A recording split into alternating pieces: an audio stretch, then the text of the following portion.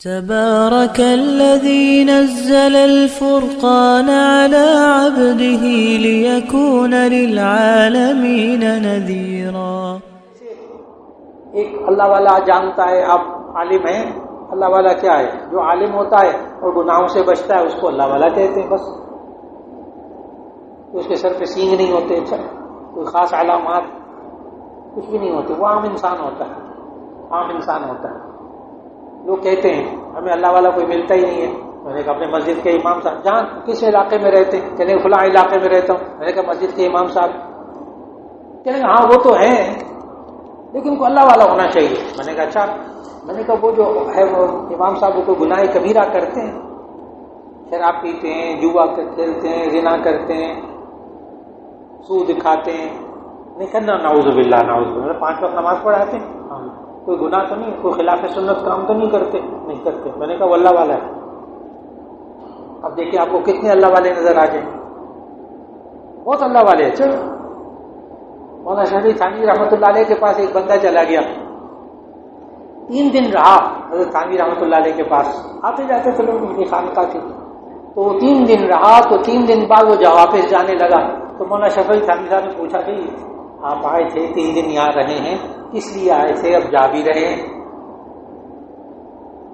اس بندے نے اصل بات کھول دی. کہنے لگے جی میں نے سنا تھا آپ بڑے اللہ والے ہیں. مولانا شفیع تھانوی کو کہا میں نے سنا تھا آپ بڑے اللہ والے ہیں، لیکن میں 3 دن آپ کے پاس رہا ہوں، میں نے ایک کرامت بھی نہیں دیکھی. میں 3 دن آپ کے پاس رہا ہوں، میں نے ایک کرامت بھی نہیں دیکھی. تو مولانا شفیع تھانوی رحمۃ اللہ علیہ کہنے کہ ہاں واقعی کوئی کرامت آپ نے نہیں دیکھی. بس یہ بتا دو کہ تم نے 3 دن یہاں رہے ہو تو میرے ماحول میں، میرے گھر میں، میرے اٹھنے بیٹھنے میں، میری زندگی میں کوئی ایک بات خلاف سنت دیکھی ہے؟ کوئی ایک بات خلاف سنت دیکھی ہے؟ تو اس شخص نے کہا نہیں.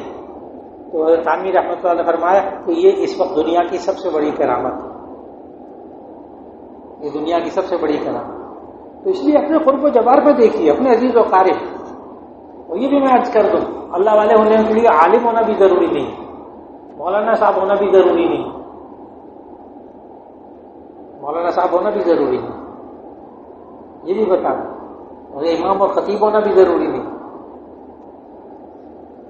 میرے پہلے شیخ تھے حضرت مولانا محمد یوسف صاحب رحمۃ اللہ علیہ، جو تبلیغی جماعت کے حضرت جی کہلاتے تھے. وہ میرے پہلی ان سے بیعت ہوئی تھی. وہ عالم تھے. پھر ان کے وصال کے بعد بابا نجم احسن صاحب کراچی کے مولانا شفیع تھانوی کے خلیفہ تھے، ان سے اصلاحی تعلق قائم ہوا. وہ بیرسٹر تھے، بڑا وکیل، عالم نہیں تھے، خلیفہ تھے حضرت تھانوی. ان سے اصلاحی تعلق قائم ہوا. پھر ان کے وصال کے بعد ملتان میں حاجی شریف صاحب رحمۃ اللہ علیہ، وہ بھی حضرت مولانا شفیع تھانوی کے خلیفہ تھے، ان سے تعلق قائم ہوا. وہ اسکول ماسٹر تھے، عالم نہیں تھے. بہت بڑے بزرگ اللہ والے. اللہ والے کی نشانی پہچانی وہی جو میں نے بتائی. پھر اس کے بعد ان کے وصال کے بعد ڈاکٹر عبداللہ عارفی رحمۃ اللہ علیہ سے اصلاحی تعلق قائم ہوا کراچی میں، جو مولانا تقی عثمانی صاحب کے بھی شیخ تھے. وہ ہومیوپیتھک ڈاکٹر کی دکان ہی کرتے تھے، عالم نہیں تھے. پھر ان کے وصال کے بعد حضرت نفی شاہ صاحب رحمۃ اللہ علیہ، وہ خوشنویس تھے، کاتب تھے، عالم نہیں تھے. آپ کو بہت بڑی بڑی مثالیں میں نے آپ کو دے دی. ان کے لیے عالم ہونا بھی ضروری نہیں. اصل بات کیا ہے؟ ان کا خود ان کی اصلاح ہوئی بھی ہو اور وہ اصلاح کرنے کا طریقہ جانتے ہوں، چاہے وہ عالم نہ ہو. اصل بات یہ کہ ان کی زندگی اور عام سنت کے مطابق. اصل جو کسوٹی ہے نا کسی انسان کے اللہ والے ہونے کی، وہ صرف اور صرف ایک کہ اس کی زندگی اور عام سنت کے مطابق ہو، اس کی زندگی میں گناہ نہ ہو. بس بات مکمل ہوگی. اس لیے اللہ والے نے اگر کہہ دیا نا وہ پلاٹ نہیں لینا، اب یہ کہتے ہیں میں لینا چاہتا ہوں، تو پھر اللہ والے کے پاس جائیں. اور اب ایک اور بات کہنے لگا، اگر ہم اپنا یہ طریقہ بنا لیں کہ ہم یہ باتیں اللہ ہی سے پوچھ لیا کریں، اگر ہم یہ باتیں اللہ ہی سے پوچھ لیا کریں. اور وہ کیسے؟ صلاۃ الاستخارہ. استخارہ کا معنی اللہ سے خیر طلب کرنا. 2 رکعت نماز پڑھیے، جو نبی صلی اللہ علیہ وسلم نے دعا سکھائی استخارے والی، وہ دعا پڑھیے، اس کا ترجمہ بھی پڑھیں. پتہ دعا کا کیا ترجمہ ہے؟